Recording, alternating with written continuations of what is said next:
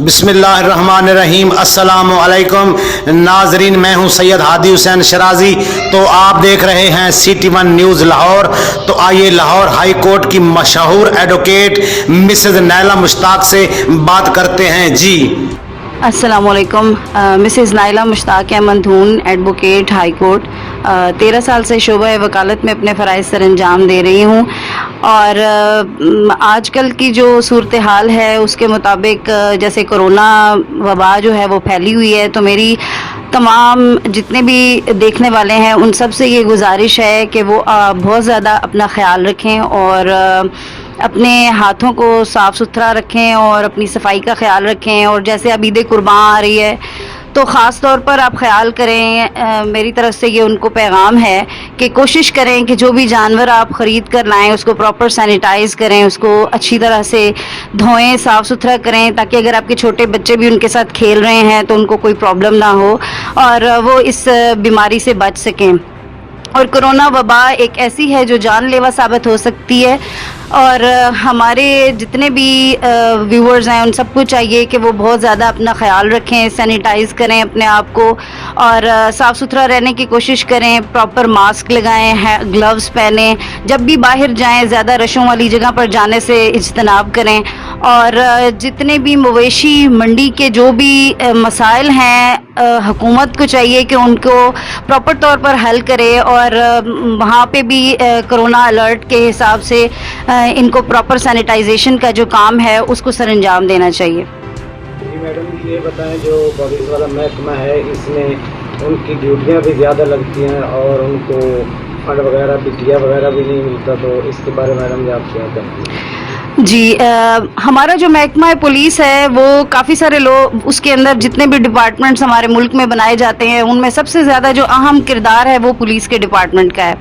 लेकिन अब महकमा पुलिस जो है वो काफ़ी ज़्यादा मसाइब का शिकार है, जिसको मैं तो ऐसे कहूँगी, क्योंकि बहुत सारे हमारे पुलिस अफसरान हैं जो अपने फ़राइज़ बेहतर तौर पर अंजाम दे रहे हैं, लेकिन बहुत सारी ऐसी काली भेड़ें भी हैं जिनको बेनकाब करना बहुत ज़्यादा ज़रूरी है। और अगर उनको न बेनकाब ना किया गया तो हमारे मुल्क का जो है वो, जिसको कहना चाहिए कि बेड़ा गर्क ही कर दिया इन्होंने। और हमारा तफ्तीशी निज़ाम इस कदर ख़राब हो चुका है और इतना करप्ट हो चुका है जिसकी वजह से हमारे जितने भी लोग जिस भी मसले के लिए जाते हैं या अपना कोई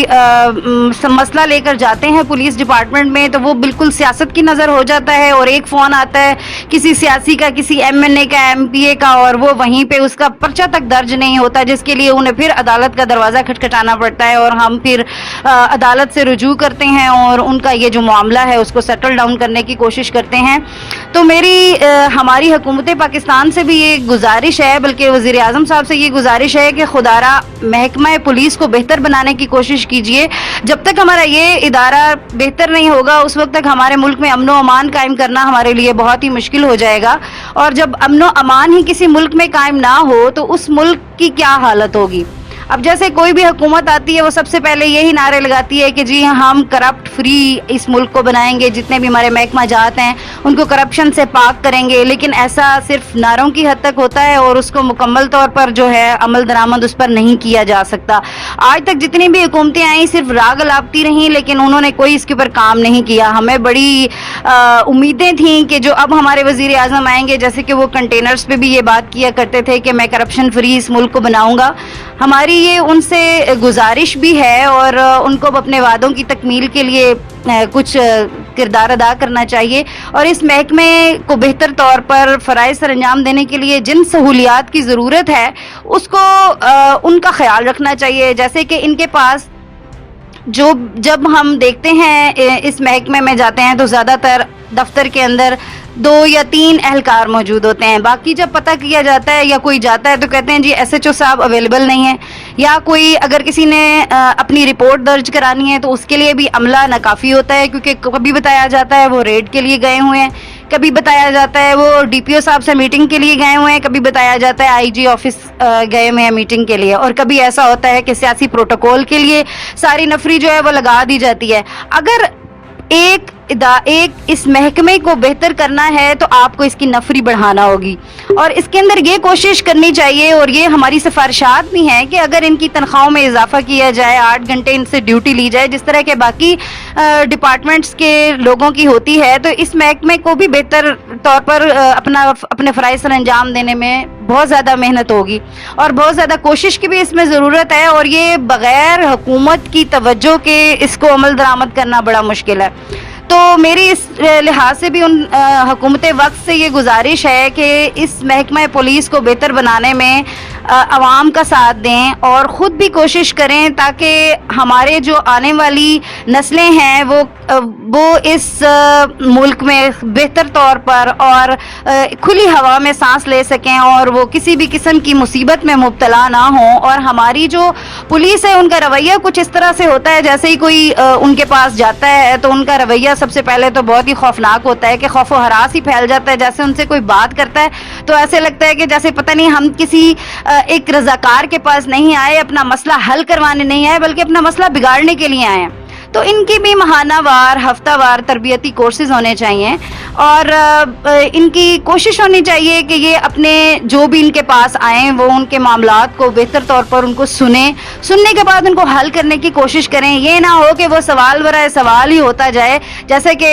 جب کوئی جاتا ہے تو وہ الٹا اسی کے اوپر ہی تفتیش شروع کر دیتے ہیں، اور جو بھی ہمارے معاملات ہیں وہ یا تو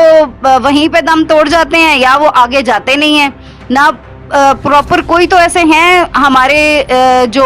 عوام ہے، کوئی تو اس قابل ہوتے ہیں کہ وہ عدالتوں کا رخ کرتے ہیں، لیکن بہت سارے ایسے ہوتے ہیں کہ جو وہیں پہ ہی اپنی ہمتیں ساری ختم کر دیتے ہیں، اور جب پولیس ان کو پراپر رسپونڈ نہیں کرتی تو اس کی وجہ سے وہ پھر جو بھی آواز اٹھانا بھی چاہتے ہیں تو وہ اپنی آواز نہیں اٹھا سکتے۔